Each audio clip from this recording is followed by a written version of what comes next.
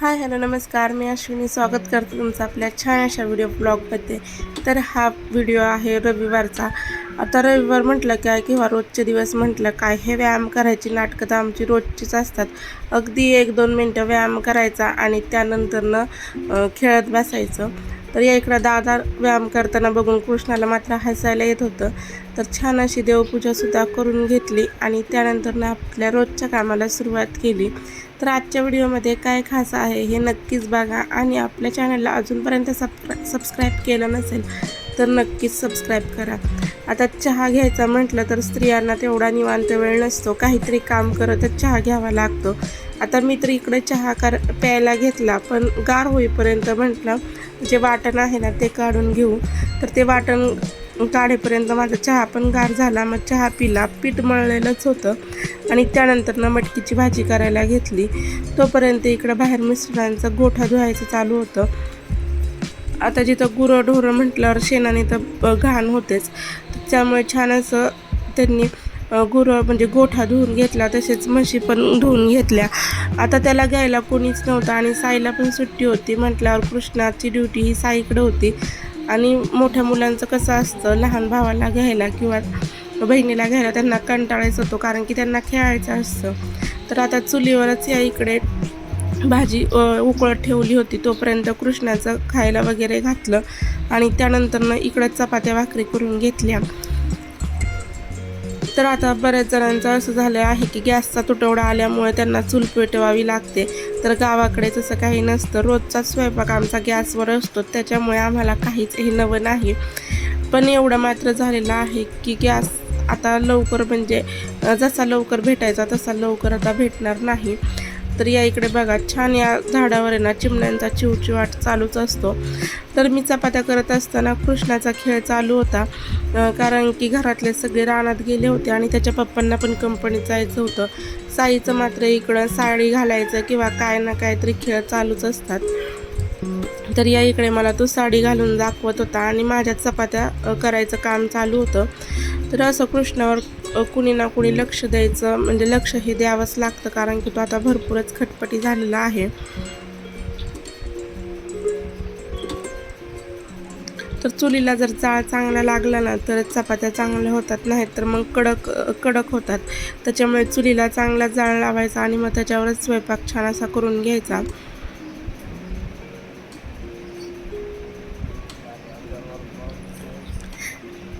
तर चला, आता चपात्या पण होत होत्या, तोपर्यंत म्हटलं साईचा अभ्यास घ्यावा, कारण की निवांत असा वेळ आता त्याच्या अभ्यासासाठी भेटत नाही, कारण की कृष्णाकडं पण भरपूर असं लक्ष द्यायला लागतं. मग काम करता करताच त्याचा अभ्यास घ्यावा लागतो.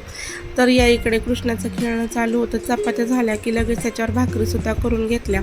आता मला भाकरी ज्या आहेत ना त्या हारावर भाजता येत नाहीत, त्याच्यामुळे मी तव्यातच भाजून घेतल्या. आणि रविवार होता त्याच्यामुळे साईला आणि कृष्णाला कटिंग करायला नेलं होतं. साई तर काही शांत अशी कटिंग करून देत होता, पण कृष्णाने मात्र भरपूर असा गोंधळ घातला आणि भरपूर तो रडला.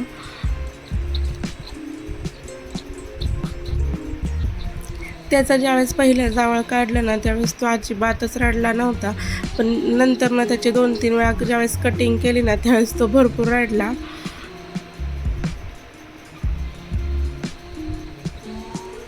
घरी येईपर्यंत त्यांना भरपूर उशीर झाला होता, 12-12:30 वाजले. मग तिथून पुढंच साईला आणि कृष्णाला पण आंघोळ घातली आणि त्यानंतर ना त्यांचं छान असं आवरून दिलं. मुलांचं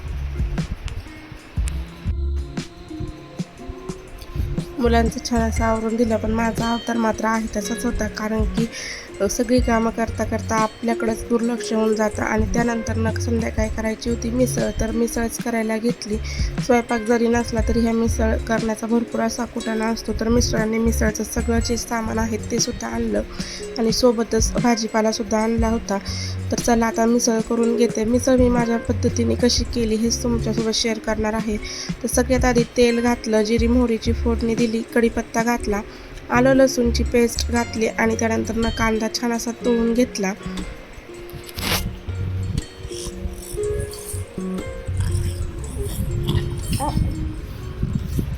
कांदा छान असा तळल्यानंतर त्याच्यामध्ये सगळे जे मसाले आहेत ना ते घातले. त्यानंतर टोमॅटोसुद्धा घातला आणि टोमॅटो आणि कांदा छान असा परतून घेतला.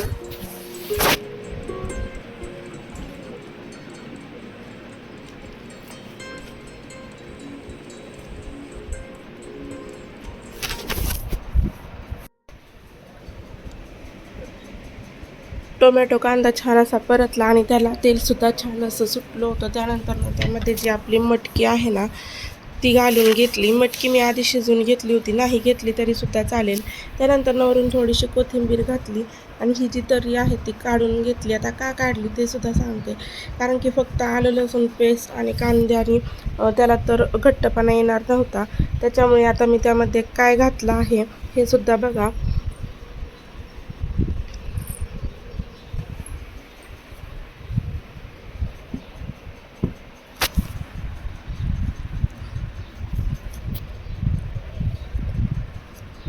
तर आता ही जी मी तर्री आहे ना ती छान म्हणजे सगळीच काढून घेतली आणि त्यानंतर थोडंसं बेसन पीठ कालवलं आणि त्यामध्ये टाकलं.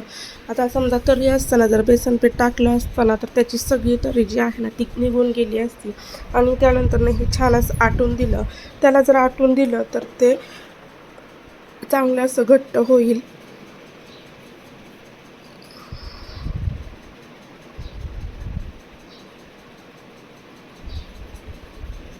तर हे बघा आपली तर्री आहे ते किती छान अशी झालेली आहे. आता ही भाजी छान अशी आटली की त्याच्यामध्ये मी थोडासा मिसळीचा मसाला घातला आणि त्यानंतर जी तर्री होती ना तीसुद्धा ओतून घेतली.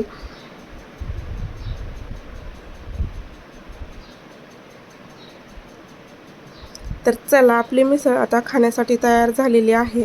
तर छान आता जी मिसळ आहे ना ती मी खायला घेते. तर अशा पद्धतीने बघा आजचा आपला छोटासाच व्हिडिओ होता. तुम्हाला जर आवडला असेल तर नक्कीच आपले व्हिडिओ लाईक करा, शेअर करा आणि हो सबस्क्राईब करायला मात्र विसरू नका.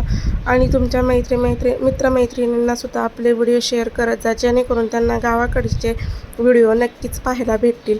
तर हा छोटासा व्हिडिओ पाहिल्याबद्दल धन्यवाद.